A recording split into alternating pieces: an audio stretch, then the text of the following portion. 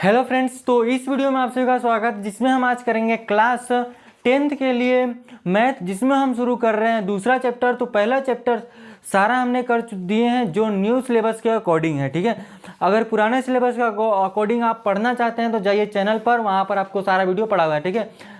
दो चैनल है हमारा, गोल्स फॉर एजुकेशन, दोनों का सेम नाम है और थोड़ा लोगो अलग अलग है, ठीक है। तो आप सर्च करेंगे तो ऊपर ही दोनों आ जाता है, तो दोनों को क्लिक करके अगर पुराना वीडियो देखना चाहते हैं तो पुराने चैनल पर जा सकते हैं, वहाँ पर आपको मिल जाएगा।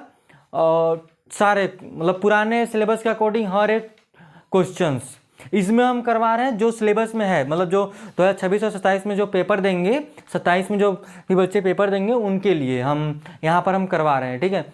मतलब वो तो पढ़ सकते हैं, पुराना भी ऐसा नहीं है कि नहीं पढ़ सकते, लेकिन क्या है कि जो सिलेबस में वही पढ़िए, क्यों बहुत ज़्यादा पढ़ना है, ठीक है। तो शुरू करते हैं, अभी हम देख लेते हैं चैप्टर 2। चैप्टर हम बहुत जल्द कंप्लीट करने के बाद हम शुरू करेंगे फिर रिवीजन, बहुत, क्योंकि रिवीजन मोस्ट इम्पॉर्टेंट पार्ट है पढ़ाई की। जितना रिवीजन करेंगे उतना ही हमको चीज़ें समझ में आती जाएंगी और पेपर में अच्छा प्रदर्शन कर पाएंगे, ठीक है। तो यहाँ से समझते हैं अध्याय 2 को।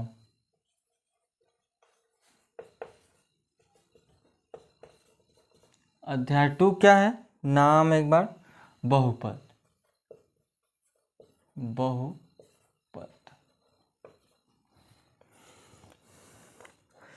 बहुपद मतलब जैसे इसमें रैखिक बहुपद आता है, द्विघात बहुपद जिसके पावर 2 हो, x के पावर 2, इसको द्विघात बहुपद कहते हैं, ठीक है। एक आता है त्रिघात बहुपद, जैसे देखें द्विघात बहुपद में से इस x के पावर 2, जैसे a plus B X plus C हो गया द्विघात बहुपद। त्रिघात बहुपद क्या होगा, A Q B X square plus C X plus D, ये त्रिघात बहुपद हो गया, समझ में आया ना। और रैखिक बहुपद क्या है, जिसमें सिर्फ एक घात हो, जैसे ए एक्स प्लस बी, ये क्या होगा, रैखिक बहुपद। द्विघात बहुपद लिख सकते हैं, रैखिक बहुपद, द्विघात बहुपद, और यहां से लिख सकते हैं त्रिघात बहुपद, ठीक है। तो यहां से हम बहुपदों के शून्यक और उनकी ज्यामिति के बारे में देखेंगे, इतना आपको क्लियर हो गया होगा, ठीक है। देखिए यहां से टॉपिक है हमारा क्या, बहुपदों के शून्यकों का ज्यामिति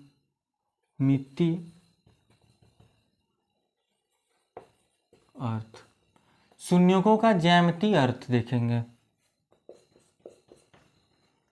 ठीक है।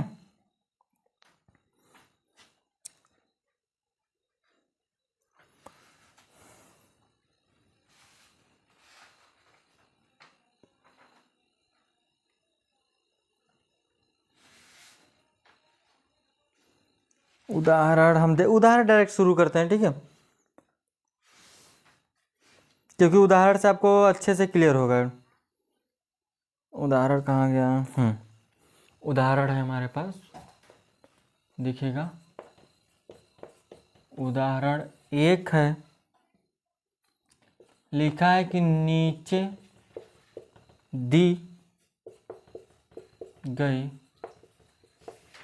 आकृति 2.9 में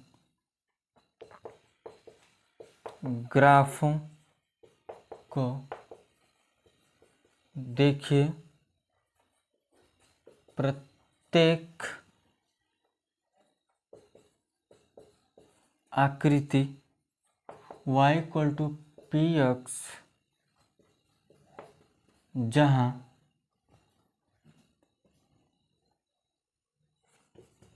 पी एक्स का बहुपद है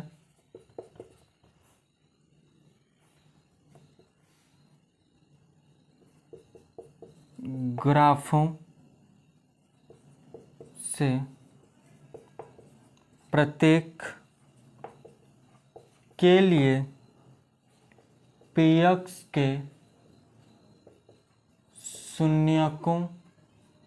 अब शून्यक निकालते कैसे हैं ग्राफ पे, वो हम बताएंगे, अभी क्लियर करेंगे, ठीक है। शून्यकों की संख्या ज्ञात कीजिए। हम किसकी बात कर रहे हैं? शून्यकों की संख्या की। हमारे पास ग्राफ क्या है? ए मान लीजिए कि फर्स्ट हो गया, इस तरह से बना है, यक्स डैश वाई और वाई डैश, समझे ना। देखिए शून्य ग्राफ पर अगर आपको शून्यक बोलता है कैसे निकलता है, तो ग्राफ को यक्स अक्ष को, देखिए जो रेखा होती है यक्स अक्ष को कितने बार कट कर रही है वही शून्यकों की संख्या होती है। जैसे यक्स अक्ष को ये जो है ग्राफ एक बार कट कर रही है, यानी शून्यकों की संख्या कितनी होगी? 1 होगी। हमको शून्यकों की संख्या ही बस निकालनी है, तो क्या लिखेंगे यहाँ से एक चीज की, इसका आंसर लिखना चाहते हैं तो कि शून्यक की संख्या 1 है, शून्य की संख्या 1 है। लिख सकते हैं कारण, क्योंकि ग्राफ एक्स अक्ष को केवल एक बार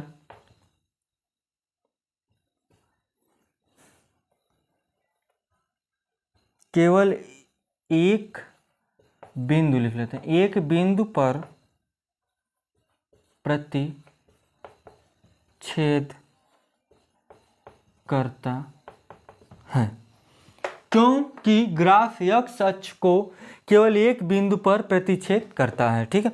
शून्य की संख्या 1 है, शून्यांकों की संख्या 1 है, क्योंकि ग्राफ में सिर्फ एक ही बार एक्स अक्ष को काटा है, ठीक है। अगला ग्राफ बनाते हैं, ठीक है।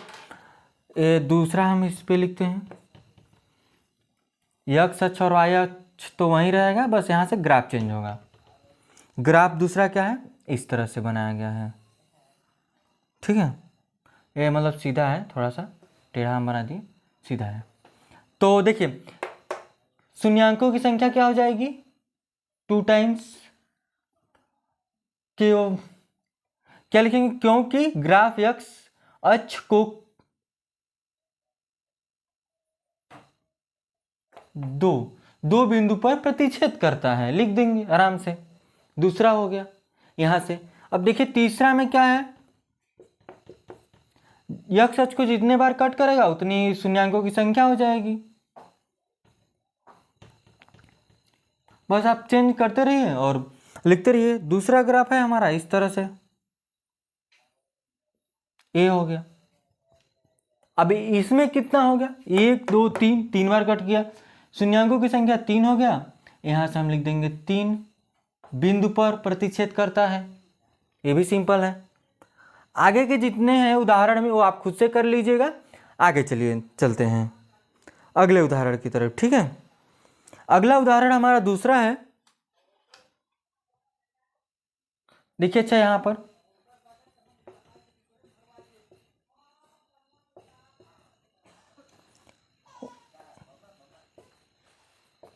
देखिए द्विघात बहुपद एक्स होल स्क्वायर 7x + 10 के शून्यांकों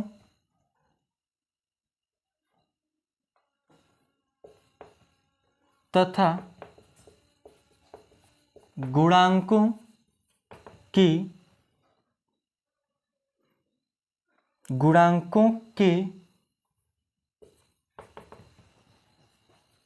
बीच के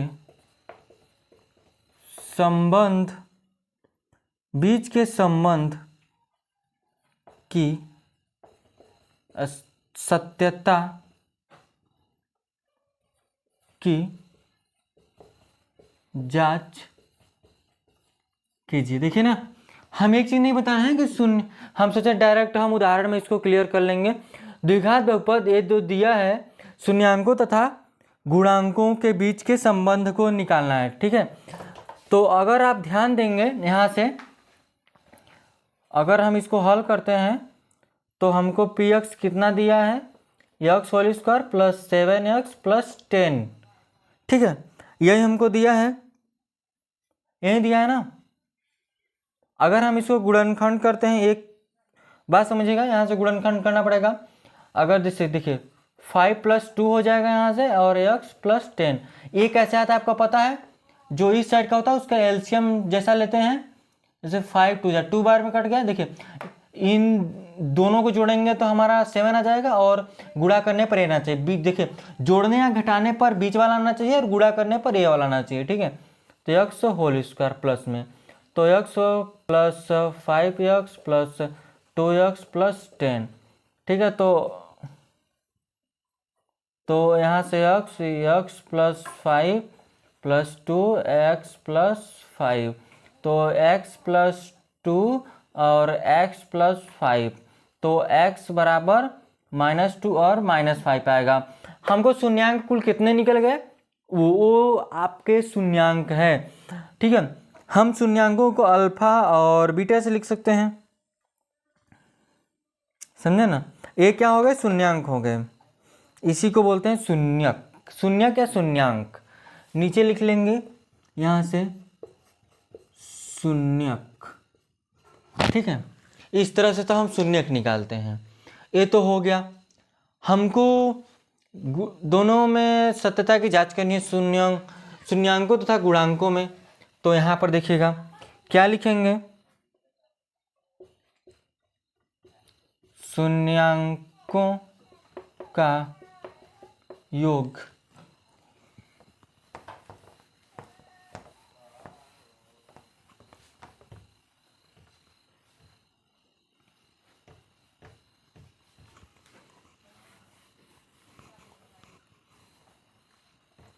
यहाँ देखिए। इसके बाद यहाँ देखिएगा क्या लिखेंगे, शून्यांकों का योग बराबर क्या होता है,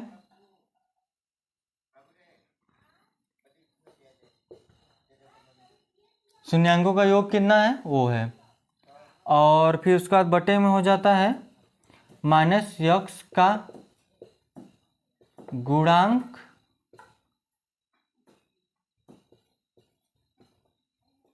x का गुणांक, और बटे में x² का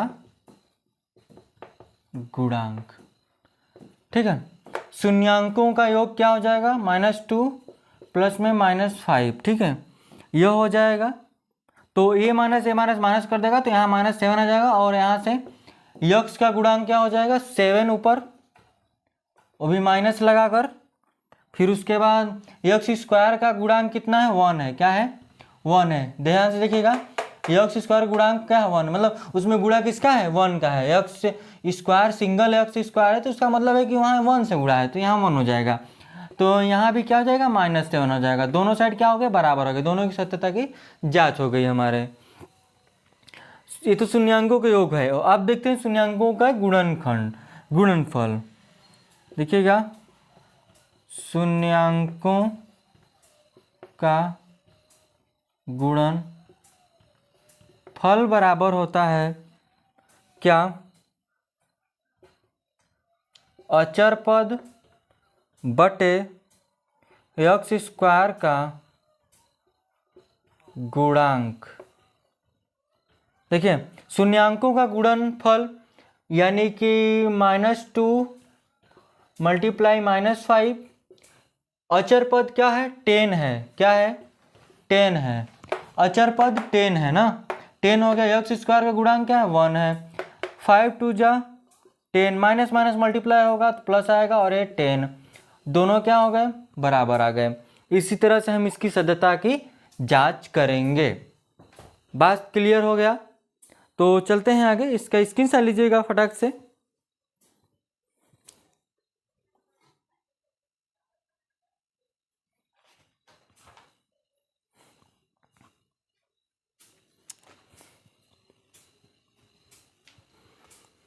चलिए तो इरेज करते हैं, ठीक है,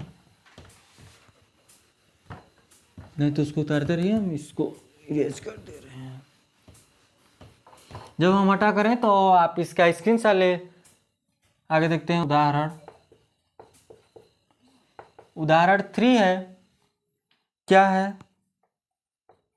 कि बहुपद x होल स्क्वायर माइनस 3 के शून्यांक ज्ञात कीजिए और शून्यांकों तथा गुणांकों के बीच के संबंध की सत्यता की जांच कीजिए। यहां से क्या है, ध्यान समझिएगा।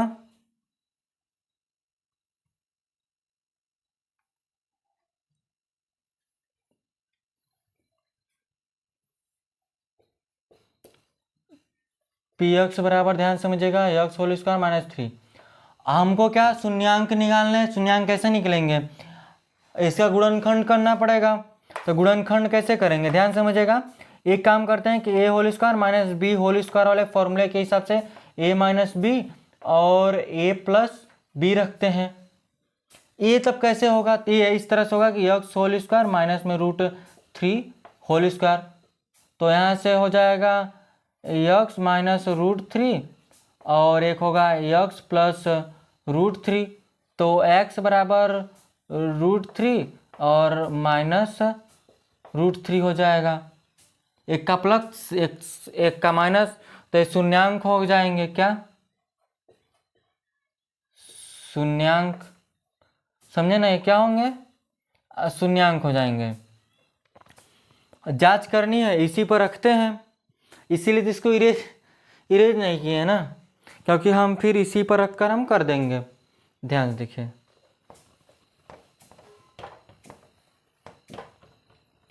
शून्यांकों का योग